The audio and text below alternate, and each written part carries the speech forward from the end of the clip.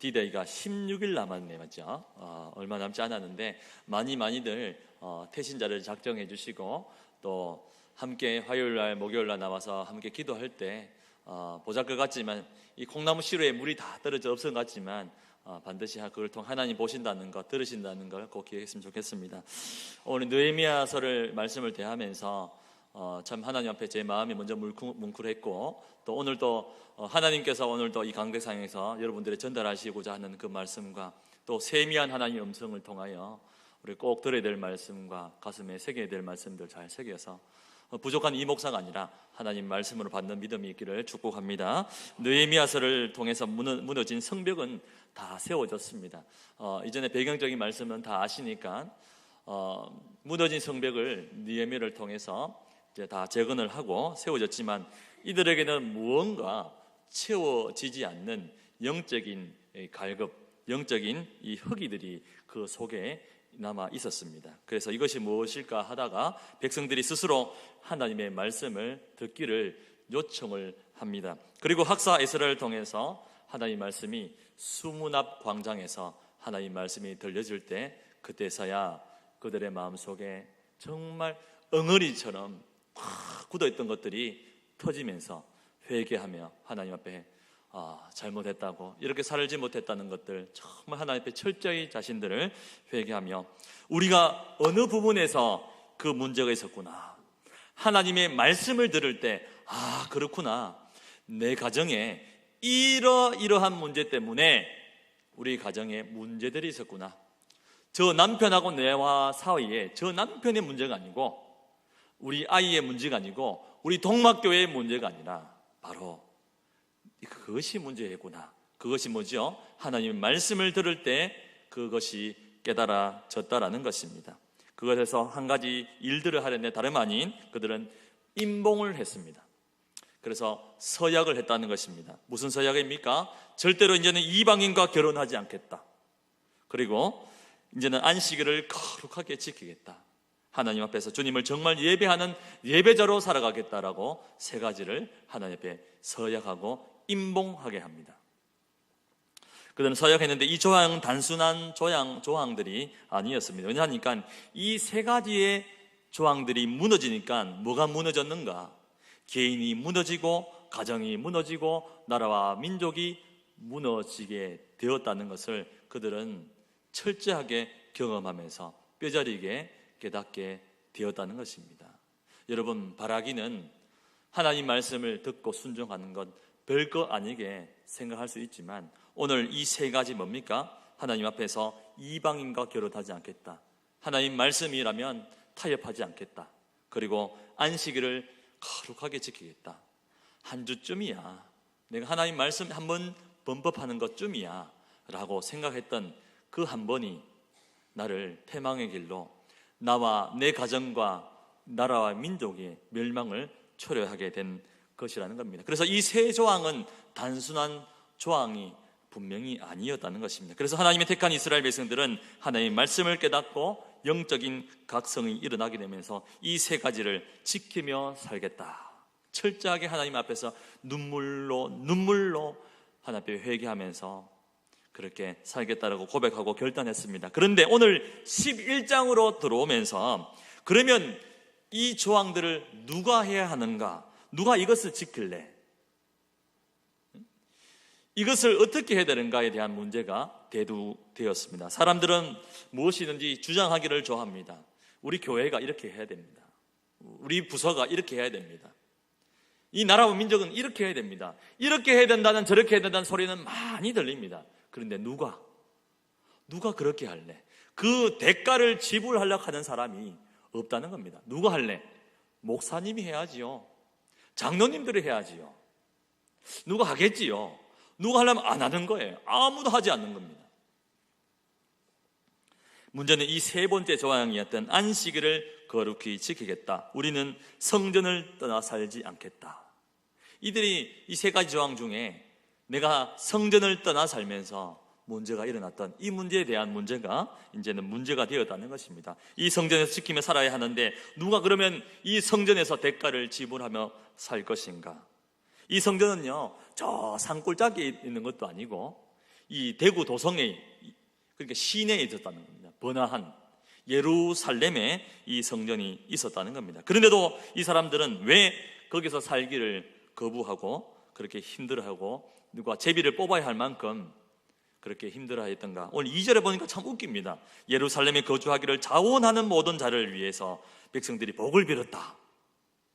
예루살렘에 거주하기를 자원하는 사람들이 있을 만큼 제비를 뽑든지 자원하는 사람이 나올 정도로, 그리고 다른 사람들이 다 복을 빌 만큼 거기에 살기를 싫어했다는 것입니다.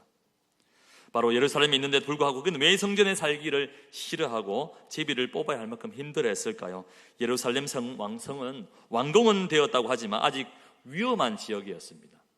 그 지역 자체가 위험했던 것이 그들이 이제 일어나기를, 그 나라가 서서히 일어나기를 꿈틀꿈틀하면서 주위의 많은 나라들이 아예 싹을 잘라버려야겠다. 그래서 언제든지 호시탐탐 노리면서 싹을 잘라버리고 공격해 들어온다고 그런 첩보들의 소리와 또 그런 무서움의 이런 위협들이 있었기 때문에 그들은 그것 때문에 예루살렘 성에 거주하기를 싫어했다는 것입니다. 그리고 이들은 예루살렘에 돌아와서 성전을 지었기 때문에 살 집도 없었습니다. 그리고 주민도 많이 있지 않았다는 것입니다. 그 도성에. 그래서 이들은 드디어 제비를 뽑기 시작합니다. 우리 첫 번째는요, 10분의 1의 하나님의 섭리라는 제목입니다. 우리 다 같이 우리 11장 1절과 2절 말씀 다 같이 한번 읽겠습니다. 백성의 지도자들은 예루살렘에 거주하였고 그 남은 백성은 제비 뽑아 10분의 1은 거룩한 성 예루살렘에 거주하게 하고 그 10분의 9는 다른 성읍에 거주하게 하였으며 예루살렘에 거주하기를 자원하는 모든 자를 위하여 백성들이 복을 빌었느니라. 아멘. 오늘 제목을 말씀드리지 않았지만 우리 성전의 기능을 회복합시다라는 제목으로 말씀을 전할 텐데, 그 첫 번째는 10분의 1의 하나님의 섭리가 분명히 있었다는 겁니다. 오늘 10분의 1은 억지로라도 성전에 살게 되었다는 겁니다. 제비를 뽑아서, 오늘 보니까 이 제비를 뽑아서 10분의 1은 이 예루살렘 성 안에 살고 10분의 9는 예루살렘 성 밖에 살게 되었다라고 우리 성경은 말합니다. 그렇다면 억지로라도 그 짐을 질 때 복이 되는 줄 믿으시길 바랍니다. 이 교회는, 이 예루살렘 성과 이 동막교회의 주인은 우리 하나님인 줄 믿습니다. 사람이 주인이 아니라 우리 하나님이 주인인 줄 믿습니다. 그래서 억지로라도 주의 일들을 감당할 때 하나님께서는 반드시 그 사람과 그 가정과 나라 민족에 복을 베푸는 줄 믿으시길 축복합니다. 그래서 십자가를 지고 가는 그 골고다 길에 구레네 시몬이 억지로 그 십자가를 지게 된 줄 믿습니다. 그때 이 구레네 시몬과 그의 가정과 그 인생에 복을 받은 것을 알 수가 있습니다. 우리 로마서와 사도행전에 읽어보면 구레네 시몬은 그 가정이 복을 받았다라고 얘기하고 있고요. 그리고 시몬은 안디옥 교회가 최초로 세워졌을 때 지도자의 그룹으로 세워지게 된 것을 우리 성경을 통해서 확인할 수가 있다는 겁니다. 억지로라도 내가 왜 하노? 내만 뭐 수혜 전도하고 다른 사람은 전도 안 하는데 라고 생각할 수 있지만 억지로라도 주의 일을 감당할 때 하나님께서는 반드시 이 교회의 주인이 하나님이시기 때문에, 하나님은 눈동자처럼 다 보고 계시기 때문에 그 일들을 감당할 때 하나님께서 복이 되는 줄 믿으시길 바랍니다. 사람 여러분, 모든 일에 있어서 우리가 생각하셔야 할 것은 내가 원하느냐, 내가 원하지 않느냐, 내가 보기에 어떠한가, 이것이 중요한 것이 아닙니다. 어느 길로 가야지 중요한가, 나는 어디 길로 가야 되는가, 어떤 삶을 살아가야 되는가, 그것도 그리 중요하지 않습니다. 진짜 오늘 이 저녁에 가슴에 새겨야 할 것은 나와 내 자녀와 우리 교회와 민족이 정말 하나님 앞에 복된 존재가 된다면 이 길로 가도 복이 되고 저 길로 가도 복이 되는 줄 믿으시기를 축복합니다. 그런데 우리는 자꾸 뭘 생각하냐면, 알고 싶어 하는 것이 뭐냐면 내가 어디로 가야 복을 받는다는 겁니다. 내가 어떻게 해야 복이 되느냐, 이것을 자꾸 물어봅니다. 목사님, 우리 아들이 어느 대학에 가야 됩니까? 제가 그랬습니다. 저는 점쟁이가 아닙니다. 제가 그 아들이 어느 대학에 갈 줄은 잘 모릅니다. 그런데 정말 묻는다면 이 대답밖에 할 게 없습니다. 하나님 앞에 어머님, 우리 집사님, 권사님, 우리 자녀가 하나님 앞에서 먼저 복된 존재가 된다면 먼저 하나님 앞에 복이 된다면, 복을 받는 존재가 된다면 그가 어느 대학을 가든 그 길이 바로 복된 길이고, 그가 어디를 가든 형통한 자녀가 될 줄 믿습니다. 이렇게 제가 얘기할 밖에 없는 거예요. 그 자녀가 하나님 복만 된다면, 복을 받는다면 그 아이가 가는 길이 바로 복된 길이요, 그가 만약 전문대를 가든 공장을 가든 그 길은 반드시 하나님의 길로 인도받는 그 길인 줄 믿습니다. 어느 길로 갔는지, 어떤 대학 갔는지 그것은 별로 중요하지 않습니다. 50평에 살든지 100평에 살든지 어떤 차를 타고 가든지 그것이 나의 정체성이 아니라는 겁니다. 하나님의 복만 된다면, 하나님의 기쁨이 되는 삶을 산다면 그가 가는 길이 바로 곧 길이 되는 거예요. 왜? 주님과 동행하는 길이기 때문에 그렇습니다. 여러분, 우리가 보기에는 그 사람이 어리석게 보여도 하나님이 있어서 가라 하는 곳에 가고, 오늘 특송한 어린아이처럼 이 아이들은 나오고 싶어 나오겠어요? 나오니까 나오는 거지요.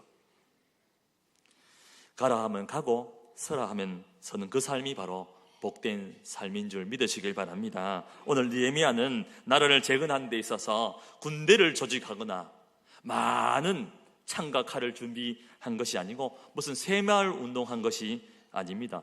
교육을 시킨다고 하는 것도 나라를 세우는데 크게 중요한 것도 아니었다는 것입니다.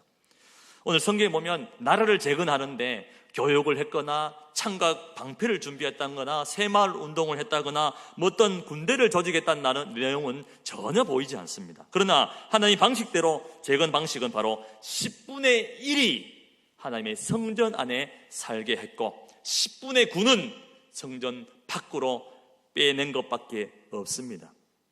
지금 예루살렘 성 안에는 성전이 있습니다. 그 성전을 중심으로 10분의 1은 성전에 넣은 것입니다. 그 안에 뭐죠? 제사장과 레위인들, 그리고 10분의 1을 제비 뽑아 넣었던 것입니다. 왜 그러면 나라를 재건하고 성전을 재건하는데 왜 그렇게 중요한 것인가? 왜 그렇게 느헤미야는 나라를 재건하고 바로 세우는데 왜 지금 성전에 모여서 그 성전의 기능을 바로 하는데 집중하고 있는가? 오늘 말씀을 통해 몇 가지를 확인했으면 좋겠습니다. 여러분, 제가 작년에 필리핀에 가면서, 필리핀에는 우리 교회가 세운 타클로반에 보면 사랑통막 교회가 있지요. 비행기를 4번 타야 됩니다. 여기서 마닐라까지 가고 마닐라에서 국내선에서 다시 한 번 더 타클로반 공항에 갑니다. 국내선을 타는데 비행기가 꼭 뜨니까 내리는 데가 있습니다.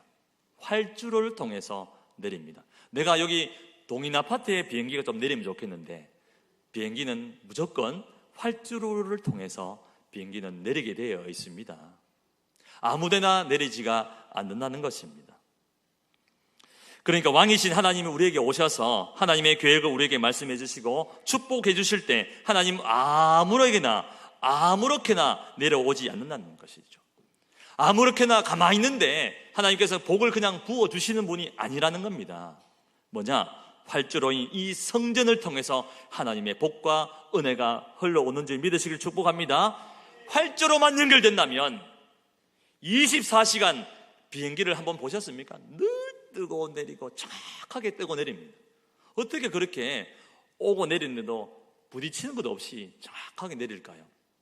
활주로가 거기 있기 때문에 거기는 계속적으로 비행기가 뜨고 내리게 되는 것이죠. 오늘 우리 마음속에 그 성전인 하나님의 활주로만 연결해 놓는다면 24시간 하나님의 은혜는 뜨고 내리는 줄 믿으시길 바랍니다. 우리의 자녀에게 그 활주로를 연결해 줘야죠. 여러분, 창세기부터 계시록까지 성경 우리에게 계속적으로 이 이야기를 하고 있습니다. 여호수아가 가나안 땅을 점령하기 위해서 기다리고 있었는데요, 모세도 없고 여호수아는 경험이 없습니다. 전혀 경험이 없는데, 그래서 염려하고 근심하고 있었는데 여호수아 1장에 보니까 하나님께서 여호수아에게 나타나서 뭐라고 얘기하냐면 두려워하지 마라, 여호수아야 놀라지 마라, 나는 너의 하나님이 됩니다. 두려워하지 마, 여호수아야, 절대로 염려할 것이 있다고 해서 염려하지 마, 내가 너와 함께 있어 줄게 말씀하신 하나님께서 방법 하나를, 두려워하지 않고 염려하지 않을 이유 방법 하나를 그 여호수아에게 가르쳐 줍니다. 그것이 무엇인지 아십니까? 혹시 여러분들 무서워하는 일들이 세상에 많잖아요.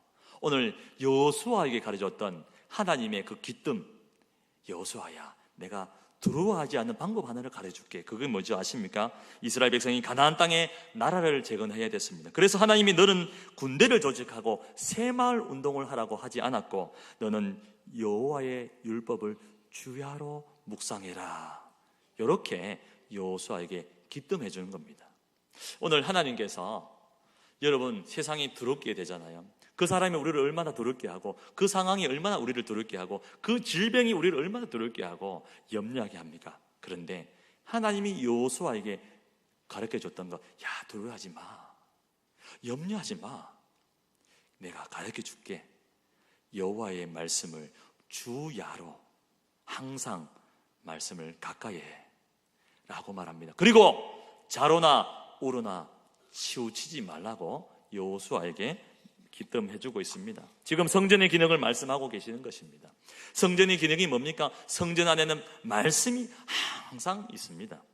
하나님 말씀이 없으면 거기는 성전이 아니지요. 이 세상은 영적인 전투와 같은 영적 전투의 현장입니다. 그러므로 이러한 가운데 네가 이 땅에서 잘 되려면 먼저 하나님의 활주로를 만들어라.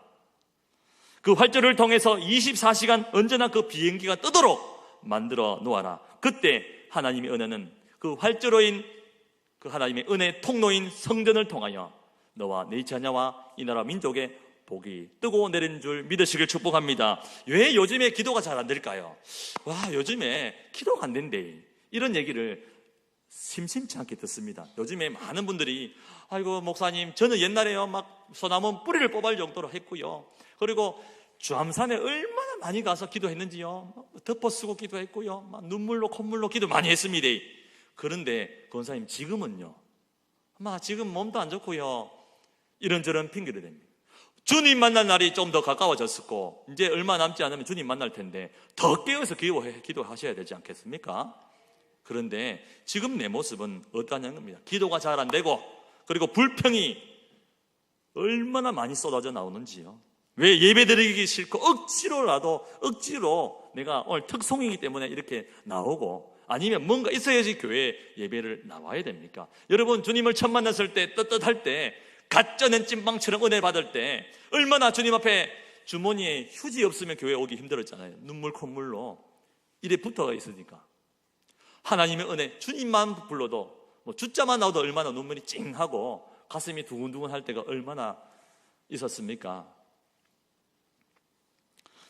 말씀 보기가 왜 이렇게 어렵고 기도하기가 왜 이렇게 어렵습니까? 먼저 내 마음에 우리 가정에 이 영적인 축복인 통로인 활주로가 바람에 날려가지고 다 부서져 있는데도 불구하고 보수하지 않고 공사하지 않으니까 거기 있는 비행기가 뜨고 내리지 않는다는 겁니다. 혹시 어제 오늘 이 뉴스를 보고 서치를 해보신 분 아실 겁니다. 사이판에 태풍이 불어가지고 그래가지고 비행기가 못 던데요. 한 1000여 명의 한국 이 관광객들이 발이 묶여가지고, 왜냐니까 이 활주로인 공항에 태풍이 불어가지고 막 다 부서져 버렸어요. 이것을 보수하는데 시간이 꽤 걸리니까 몇 달을 걸릴 수도 있다는 거예요. 그래서 이 청와대에다가 막 민원을 넣습니다. 왜 됩니까 우리는 이제. 그러니까 오늘 보니까요, 거기에 뭐 특별기를 이렇게 띄워가지고 그분들을 수송하겠다, 뭐 이런 것들을 발표하고 합니다. 뭐지요? 활주로가 무너지면 비행기는 뜨지 않습니다. 우리 안에 하나님의 은혜의 통로인 성전의 기능이 무너지면 거기는 은혜가 임하지 않는다는 것입니다. 오늘도 우리가 회복해야 될 것은 무엇인가? 바로 이 성전의 기능을 회복하시는 참내 복된 성도 되시기를 축복합니다. 이것이 바로 성경의 원리입니다. 이 원리로 성경을 배우면 우리에게 계속적으로 이 원리대로 하나님은 말씀하고 있고, 네가 이 원리를 회복하고 성전의 기능을 회복하라고 주구장창 하나님은 말씀하고 계시다는 것입니다. 신약에 보면요, 사도 바울과 실라가 감옥에 갇혔습니다. 기도와 찬송을 합니다. 왜 착고에 차여 있는 감옥에 있는데 찬송과 기도를 했을까요? 부흥회가 일어났다는 것입니다. 어떻게 감옥에서 찬송과 기도를 할 수 있습니까? 감옥이라는 곳은 갇히는 문제가 발생되는 그 문제가 있는 곳인데, 그 문제 앞에서 어떻게 내가 찬송하고 기도하고 말씀을 읽고 하나님을 높일 수가 있냐는 것입니다. 내가 어떻게 하면 여기서 빠져나갈까? 어떻게 하면 내 이 감옥이라는 이 문제를 해결할까? 거기에 집중하는 것이 아니라 오히려 하나님께 집중해 버렸습니다. 하나님의 성전인 활주를 오히려 그 감옥에서 놓았다는 것입니다. 그러니까 뭐가 해결됐습니까? 그 문제를 하나님께서 해결하시더라는 것입니다. 그것이 바로 성전의 원리 아니겠습니까?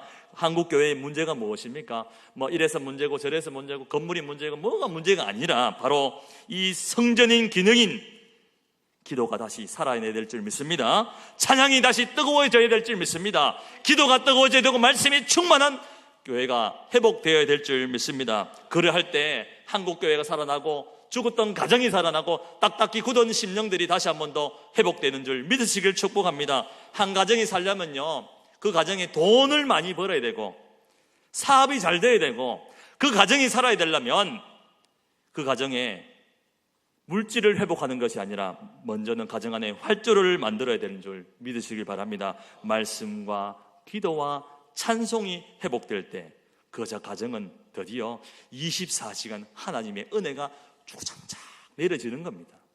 왜 이래 우리 가정이 안 될까? 우리 가정은 왜 이렇게 어려울까?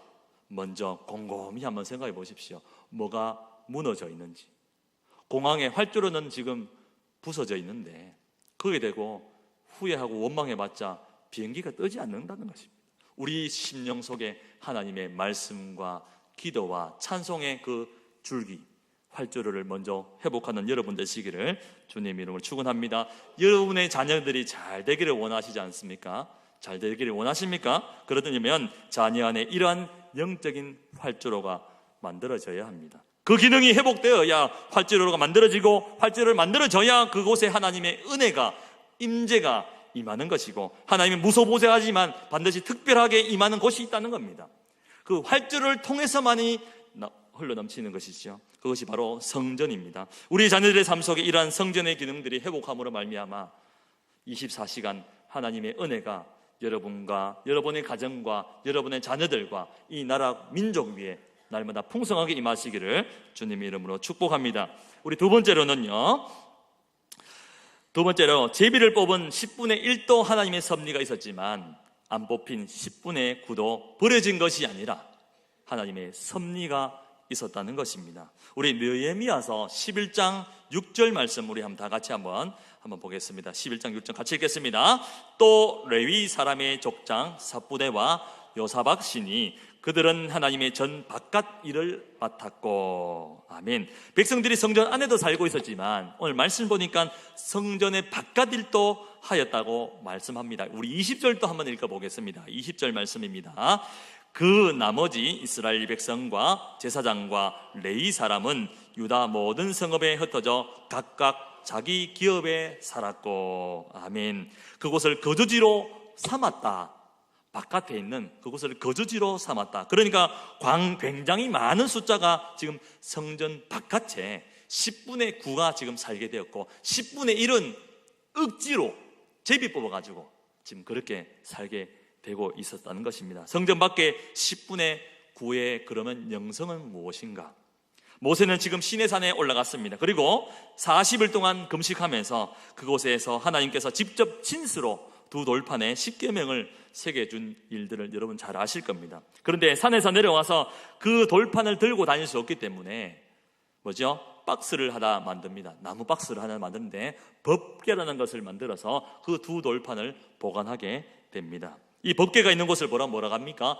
지성소라고 그렇게 불립니다. 그리고 그 법궤 위에 뚜껑을 덮습니다. 그곳에 속죄소라고 합니다. 1년에 한 번씩 누가 들어가죠? 대제사장이 어린 양의 피를 가지고 와서 그 속죄소에 뭐를 뿌립니까? 피를 뿌립니다. 그리고 그 뚜껑 위에는 두 천사가 그룹으로 있습니다. 그리고 그 천사가 사이에 하나님의 그 사이에서 하나님 임재하시고 속죄가 베풀어지는 그 장소라고 말합니다. 우리 다 같이 민수기 말씀 7장 89절 말씀 다 같이 한번 읽겠습니다. 모세가 회막에 들어가서 여호와께 말하려 할 때에 증거의 위 속죄소 위에 두 그룹 사이에서 자기에게 말씀하시는 목소리를 들었으니 여호와께서 그에게 말씀하심이었더라. 아멘. 하나님은 무소부재하시지만 하나님은 자기 백성을 만나기 위해 특별한 장소를 정하셨다는 것입니다. 그렇다면 이스라엘 백성에게 하나님께서 내려오시는 활주로는 어디였던가? 구약에는 바로 이곳이었다는 것입니다. 구약에는 바로 성전 안에 있는 지성소 안, 법궤 위, 속죄소 두 그룹 사이였다는 것이라는 겁니다. 그것이 바로 하나님의 은혜가 임하는 활주로가 구약에는 바로 이 위였다는 것이죠. 그래서 이 가나안 땅에 들어갔을 때 그 땅이 바로 어떤 땅이었습니까? 여러분, 완전히 우상의 도시가 바로 이 가나안 땅이었습니다. 그러나 그 땅이 얼마나 추하고 더러웠냐는 상관이 없습니다. 하나님의 법궤가 그 땅에 임하니까 그 땅은 뭐 땅이 됩니까? 그 땅이 바로 거룩한 땅이 된 것이죠. 그 땅이 깨끗해서가 아니라 하나님의 거룩의 속성 때문에, 하나님의 은혜가 임하니까, 하나님이 임재하시니까 그 땅이 바로 거룩한 땅 되었다는 것입니다. 여러분, 혈루증이 걸린 여인이 스물스물 기어가지고 예수님이 나와서 예수님 옷자락을 만지는 사건을 여러분 잘 아실 겁니다. 이 부정한 여인은 손이 닿는 데마다 부정해지고요, 손이 닿는 그 사람마다 부정해지는 것입니다. 왜냐하니까 이 여인은 부정한 여인이었다는 것입니다. 그런데 이 여인이 예수님의 옷자락을 만질 때 이 여인의 부정함이 예수님께 흘러간 것이 아니라 하나님의 거룩의 속성 때문에 그 여인에게 깨끗함을 받는 놀라운 역사가 일어나게 된 것인 줄 믿으시길 바랍니다. 그 사람이 부정하건 추하건 죄를 많이 지었건 상관없이 거룩해지던 것은 바로 하나님의 거룩의 속성이 그 여인의 심령으로 흘러넘쳤다는 것을 말씀하고 있는 것입니다. 그러나 이 성전에 이전에 지성소 안에는 법궤 위에 이 속죄소 위에 임했던 너에게 언약했던데 이제는 그렇게 하지 않을 것이다. 이제 내가 새로운 언약을 할 것이다 라고 주님은 말씀합니다. 왜 그렇게 하셨을까요? 하나님의 활주로가 거기라고 하니까 많은 백성들이 성전으로 모여들고 하나님을 예배드리기 시작했습니다. 그런데 문제가 하나 생겼습니다. 성전에는 예배드리지만 이들이 집으로 가고 직장을 가고 하나님 앞에 그 삶의 현장으로 가서는 하나님의 임재의식을 잃어버리기 시작했다는 겁니다. 한마디로 교회에 와서는 안테나를 켜지만 교회에 나가면서는 안테나를 딱 닫아버리고 자기 마음대로 살아갔다는 것입니다. 그래서 이들이 교회 안과 밖의 생활, 이중적 생활을 하게 되면서 이들이 점점 영적으로 문둥병이 들기 시작했다는 겁니다. 예배당에 와서는 예배드리는 삶과 이들의 삶은 모습은 너무나도 이중적인 삶을 살았다는 것이 왜죠? 활주로는 성전뿐이었으니 이들의 삶의 현장과는 너무 멀다 보니까 하나님의 말씀과 율법대로 내 삶의 터전에는 그렇게 살지를 못했다는 것입니다. 그러다 보니까 가나안이 섬기는 우상인 바알과 아세라를 섬기게 된 것이죠. 하나님을 성전하는 예배드리는 성전에 와서는 예배드리지만 세상에 나가서는 바알과 아세라를 따라서 그들의 우상을 따라 살면서 그들이 무너지기 시작했다는 것입니다. 하나님은 무소부재하시지만 하나님의 은혜는 활주로가 아닌 성전 안에만 있다고 생각한 백성들에게는 삶의 현장에서는 말씀대로 살지 않게 되었던 것이죠. 그때부터 하나님은 예레미야와 학개와 스가랴 선지자를 통해서 똑같은 이야기를 계속적으로 반복합니다. 언약이 바뀌었다라고 얘기합니다. 우리 히브리서 8장 7절 말씀 다 같이 한번 읽겠습니다. 저 첫 언약이 무음하였더라면 둘째 것을 요구할 일이 없었으려니와. 아멘. 그러니까 저 첫 언약은 모세가 시내산에서 받은 그 언약입니다. 그런데 무음하였더라면 무슨 뜻입니까? 너희 안에 그렇게 살지를 않았다는 것입니다. 너희가 이 언약대로 살지 않았다는 겁니다. 그래서 둘째 언약인 새 언약이 선포되었다라고 그렇게 말씀합니다. 우리 히브리서 8장 10절 말씀 다 같이 한번 읽겠습니다. 히브리서 8장 10절입니다. 또 주께서 이르시되 그날 후에 내가 이스라엘 집과 맺을 언약은 이것이니 내 법을 그들의 생각에 두고 그들의 마음에 이것을 기록하리라. 나는 그들에게 하나님이 되고 그들은 내게 백성이 되리라. 아멘. 하나님께서 새 언약을 주셨는데 새 언약이 뭐냐면 그 전에는 친수로 두 돌판에 기록하시고 그 기록한 것을 법궤 안에 두시고 법궤 위에 활주로를 만들어 놓으시고 그곳에 하나님께서 은혜가 임했는데 이제는 작전을 바꿉니다. 그렇게 해놓으니까 다 전부 다 교회 안에서는 거룩한데 교회 밖에 나가서는 지 마음대로 살더라는 겁니다. 그리고 바알과 아세라를 따라서 그렇게 살면서 점점 하나님과 멀어져 버리고 이렇게 멸망해져 버렸다는 것이죠. 그래서 하나님이 그 율법을 이제는 돌에 새기지 아니하고 이제는 어디다 기록한다고 말씀합니까? 우리의 마음판에 하나님의 말씀을 기록하시겠다라고 말씀하신 것입니다. 하나님께서 우리의 마음판에 기록하신다면 우리의 마음은 뭐가 됩니까? 우리의 마음판에 하나님 말씀이 기록된다면 우리는 뭐가 됩니까? 법궤가 되고 하나님의 은혜가 임하게 되는 활주로가 된다는 것입니다. 바로 여러분 심령의 말씀이 새겨졌다면 여러분이 거룩해서가 아니라 하나님의 거룩의 속성 때문에 성령을 통해서 여러분 하나님의 은혜가 거기에 계속적으로 은혜가 임하는 활주로가 만들어지는 것입니다. 하나님께서 내 안에 예수 그리스도의 십자가의 복음을 넣어주시고 그 보혈로 우리의 죄를 사할 뿐만 아니라 성령을 우리에게 심령에 부어주셨습니다. 그래서 내 마음 안에 하나님께서 직접 들어와 버리셨다는 것이죠. 그래서 우리를 성전 삼으셨다는 겁니다. 들어오셔서 마음판에 새긴 그 언약 위를 활주 위를 삼아서 우리에게 뭐가 임하기 시작하는가? 그때부터 일어나기 시작한 건 뭡니까? 그 땅이 아무리 제약의 땅이라도 그곳이 바로 하나님의 언약의 말씀판에 새긴 거룩한 땅이 되고 거룩한 심령이 되고 거룩한 가정이 되고 거룩한 직장이 되어져 버렸다는 것입니다. 우리가 거룩해서가 아니라 우리 속에 임하신 성령 하나님이 거룩하기 때문에 그 사람이 가는 그 땅이 거룩해지고 그 가정이 거룩해지고 그 나라와 민족이 거룩해지는 것입니다. 우리의 가정의 잘못은 내 남편 내 자녀가 아니라 바로 내가 거룩하지 못하고 하나님을 모시지 않았고 내가 말씀에 순종하지 않았고 이 활주로인 하나님 말씀에 순종하지 버렸기 때문에 이 말씀 따라 살지 않았기 때문인 줄 믿으시길 바랍니다. 그래서 내 남편이 문제가 아니라 내 문제이고 내 자녀가 문제가 아니라 바로 내가 그렇게 살지 않았던 나의 문제라고 오늘도 가슴을 찢기를 바랍니다. 하늘 예배당의 안에 삶과 밖의 삶이 얼마나 중요하다는 것을 오늘 말씀을 통해 말씀합니다. 10분의 1인 성전 안의 기능도 중요하지만 10분의 9인 세상 밖에서 삶도 그만큼 중요하다라고 말합니다. 그래서 교회에 와서는 정말 예배를 통해서 살아계시는 하나님을 만나지만 우리 삶 속에서도 이러한 말씀의 기능, 활주로가 내 가정에서도 내 직장에서도 언제든지 내려올 수 있도록 내 마음속에 날마다 하나님의 말씀을 새기고 찬송과 기도로 성전의 기능을 회복하시기를 주님의 이름으로 축복합니다. 여러분, 네가 서 있는 네 가정, 네 일터, 그 삶의 현장이 바로 거룩한 지성소다. 그 땅이 얼마나 더러운가는 상관없다. 하나님이 거룩하시기 때문에 그 거룩을 모신 바로 네 가정, 네 일터, 그 현장이 바로 지성소가 된다면 거기가 바로 거룩한 땅, 거룩한 직장, 거룩한 가정이 될 줄 믿습니다. 하나님께서 말씀합니다. 네가 어디에 있든지 나를 활주로 삼아서 어디 이제 내가 너와 함께 하리라. 여러분 다 같이 마태복음 22장 37절 말씀 다 같이 한번 읽으시고 함께 기도하는 시간 가졌으면 좋겠습니다. 우리 마태복음 22장 37절 말씀 다 같이 한번 읽겠습니다. 예수께서 이르시되 내 마음을 다하고 목숨을 다하고 뜻을 다하여 주 너의 하나님을 사랑하라 하셨으니 아멘. 가장 큰 계명이 뭡니까? 물었더니 예수님께서 이렇게 말씀하시네요. 예수님 가장 큰 계명이 무엇입니까? 네 마음을 다하고 목숨을 다하고 뜻을 다하여 주 너의 하나님을 사랑하라. 하나님께서 지금 저와 여러분에게 무엇을 달라고 하시는가? 네 마음을 좀 달라는 겁니다. 네 헌금이 문제가 아니고 네 마음을 내게 좀 달라는 겁니다. 이삭에게요, 하나님과 이 아브라함에게는 거침이 없었어요. 하나님과 이 아브라함 사이에는 아무것도 걸리는 것이 없어요. 얼마나 사랑하고 사랑하는 사이에 그 아들 이삭이 딱 이제 임신하게 되고 태어나게 됩니다. 하나님과 아브라함 사이에 뭐가 생겼습니까? 살아가는 이삭이 끼었어요. 하나님께서 아브라함아, 이 독자, 사랑하는 독자 이삭을 내게 바쳐라.